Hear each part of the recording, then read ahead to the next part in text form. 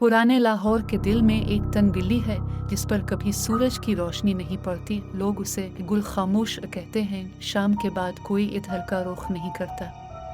कहते हैं एक लड़की यहाँ गायब हो गई थी, हमेशा के लिए।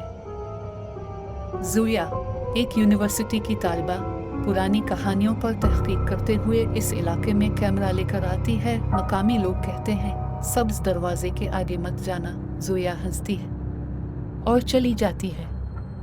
दरवाज़ा चरचराते हुए खिलता है। अंदर एक पुराना कमरा है। दीवारों पर पुराने आईने लगे हैं।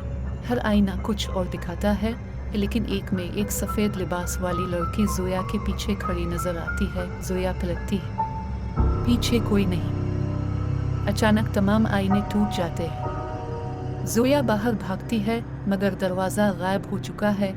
गली अब 1800 के ज़माने जैसी लगती है। वो चीखती है, मगर आवाज़ नहीं निकलती।